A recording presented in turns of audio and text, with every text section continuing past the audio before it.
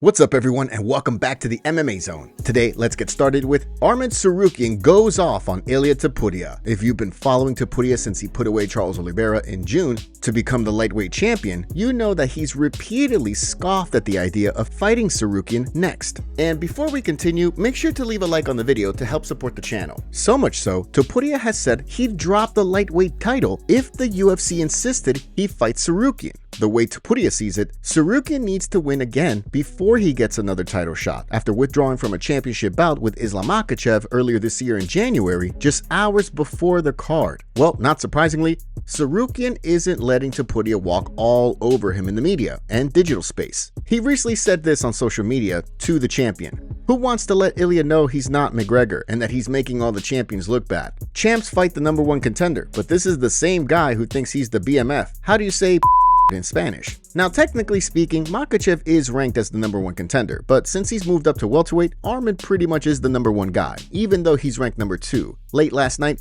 Arman then posted a video in his Rolls Royce with the following caption on Instagram: "I'm coming for Joey Chestnut next. Let's hope he doesn't duck me too." While Tsarukyan took a lot of heat for withdrawing from UFC 311 in January, he's not the only one who's not on board with Topuria's stance. For example, recently, Daniel Cormier posted this video clip. "I'm not saying Arman Tsarukyan's this guy that constantly up and that doesn't get to the scale or get to the fight. It happened one time. He should not be judged solely on that one time, especially after making weight and getting ready to fight as a backup fighter in the last fight. I'm just trying to give a little grace to the other side in regards to why that may be happening. At the end of the day, I agree with y'all. It should be Arman versus Ilia, and I don't think there's any question about that. But I think the problem with it is that lasting memory of him and Paddy Pimblett inside the octagon after the belt. It's gonna be hard to erase, man. There's no doubt that the Paddy fight would be much bigger, but do you believe that Pimblett has earned a title shot at this point over Arman? Khamzat Chimaev wanted $700K from Streamer.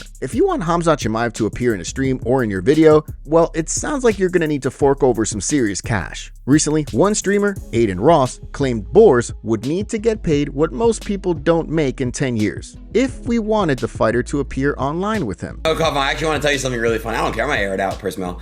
Oh God, like I connected Prismel with one of someone from Khamzat's team, and the guy said $700,000 to stream with Cosma. I never laughed so hard in my life. What the? Yeah, it was insane. 700K? Yeah. That's just bad. Michael Chandler decided to tweet at Aiden Ross after hearing about the Khamzat offer by saying, "Yo, Aiden Ross, I'll go your stream for way less than 700K. Now, of course, it could be the person from Chimaev's camp which is shooting for the stars in terms of asking for that much, since Ross is reportedly rolling in cash himself. Others might argue that Chimaev can make those type of demands, since he also has a pretty massive following. Case in point, prior to his fight with Robert Whittaker last October, Boers reported this: "I'm happy with the money. I'm making more money than any champions. Money is not changing me. People will be the same. I'm staying humble as I was before." But what do you make of this situation?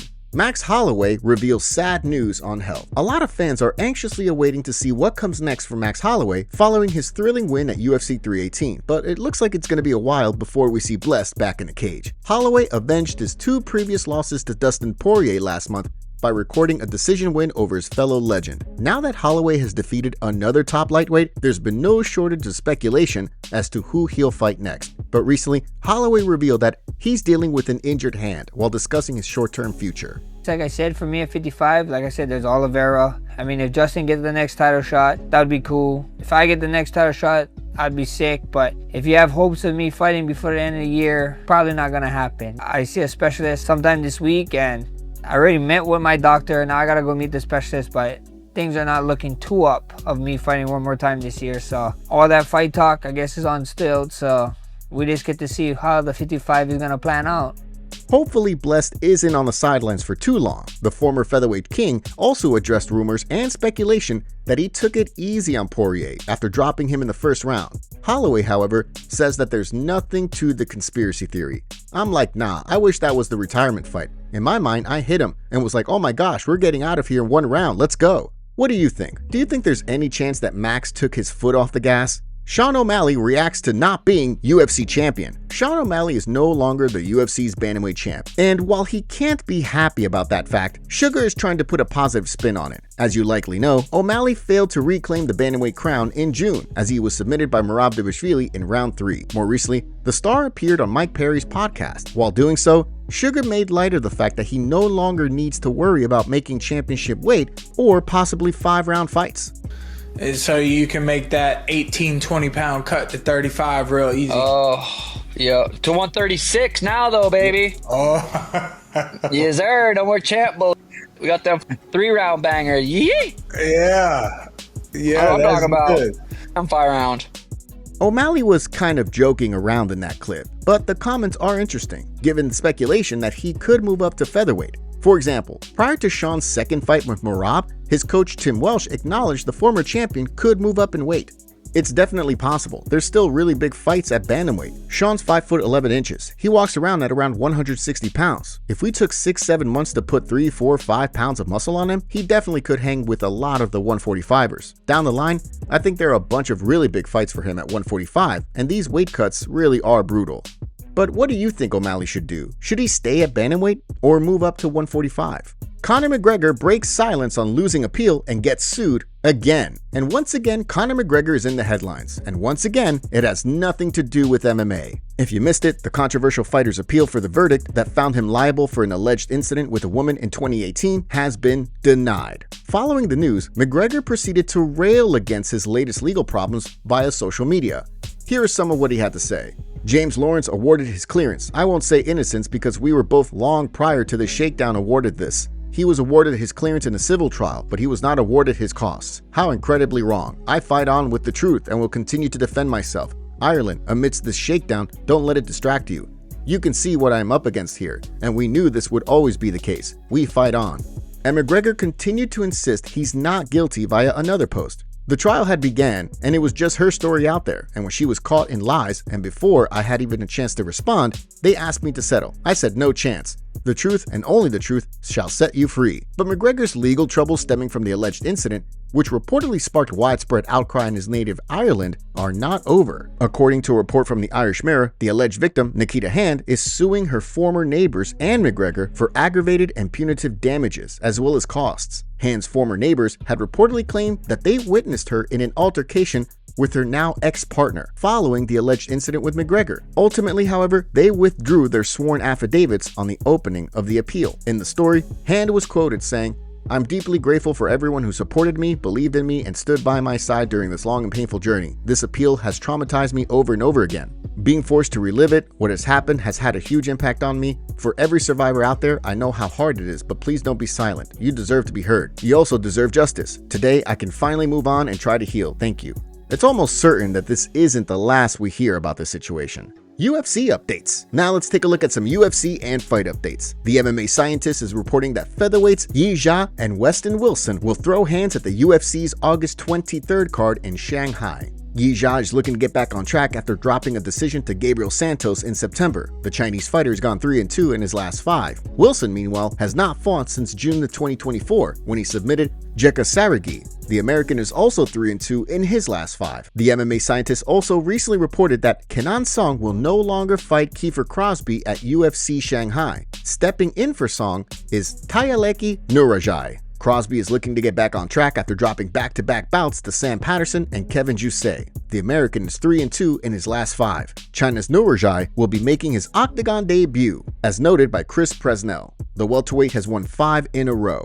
The UFC September 6 card in Paris, France continues to pick up bouts, as Brad Tavares will fight Robert Burchek. With the fight, Tavares will extend his record for UFC middleweight appearances to 28. The Hawaiian fighter recorded a unanimous decision win over Gerald Meerschaert in his last bout, which took place in April. Poland's Burchek lost via UD to Ihor Potieria in February, which snapped a 5-fight winning streak. And after saying he wants to fight at the UFC's White House card next year, it's being reported that Conor McGregor has indeed re-entered the testing pool. Updated August 1, Conor McGregor shows 1 test session in 2025. We'll believe it when we see McGregor actually in the octagon, right? And it remains to be seen who Francis Ngannou is going to fight next. But recently, the former UFC champ and current PFL heavyweight king was captured lighting up the focus mitts. Finally, if you've been wondering what's next for Dustin Poirier now that he's retired, well, it looks like he's focused on his broadcasting career. Recently, the former UFC lightweight interim champ posted this via social media. Looking forward to getting back on the ESPN desk. Going to start focusing on that now.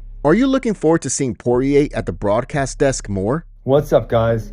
You seem to be enjoying my videos, and I'm stuck in this damn bed. So I was gonna make another video. Came up when I was listening to something last night, and it's a concept I fully agree with, and I think it's important that you guys make this recognition too. It applies to my situation. It applies to a lot of situations. And it's grateful for the opportunity. Okay? And so like my wife keeps asking me, man, are you sad because you have all these restrictions on your life? Are you depressed about it? And it's like, well, my other option was so I'm grateful for the opportunity to live and be here still, right? And in wrestling, I talked to my wrestlers about this also, is that, a lot of them get scared around big competition and the negative things are gonna happen.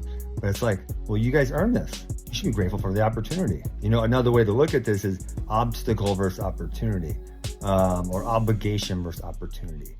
And so it's like, oh man, I gotta go practice today. Or, yes, I get to go to practice today and get better. This is my opportunity. And I think that's just a really important way to frame things and contextualize things, because when you are grateful for the opportunity, you're gonna look forward to stuff, you're gonna be pumped up to do it. And when you treat things as an obligation, right, then it's the opposite. It's like, oh man, I gotta do this or I gotta do that. So don't forget, I'm always grateful for the opportunity, right? Whether it's the second life that I get to live now, whether it's competing, whether it's, helping certain kids, I'm grateful for the opportunity. Hopefully you guys can be too. MMA community reacts to Dricus du Plessis' insane body. We're a couple of weeks out from UFC 319, which will see Khamzat Chimaev challenge Dricus du Plessis for his middleweight throne, and the champion is looking very shredded. Recently, DDP's team released the following photo of the South African star. Late last night, DDP posted training footage on social media. He's looking sharp and in shape for his fight. Not surprisingly, it wasn't long before plenty of fans were weighing in on DDP's physique. Here's some of the reactions. His physique looks great, but will it be enough to handle Chimaev's relentless pace and grappling? The fight is a classic striker versus grappler matchup, and I'm excited to see who can impose their game plan first. Dricus is too big for Khamzat. Dricus by KO. More muscle, less cardio. Why is he sitting like that? All that just to get subbed in 74 seconds. I have a strange feeling he's going to try to overpower and grapple Khamzat at the start. Khamzat can't ragdoll him. He's too strong. DDP by knockout. Best shape he's ever looked. His hips are very wide for Khamzat to keep a lock chain. What do you make of how DDP looks at this point of his training camp? And do you agree with any of the reactions? If you're wondering what Chimaev is looking like this far out from UFC 319, here's a recent clip of the undefeated challenger. Who are you picking to win the UFC 319 main event? We have a favor to ask. Help us reach 200,000 subscribers on MMA Zone by subscribing and turning on notifications for daily MMA content. Seriously, we rarely miss a day.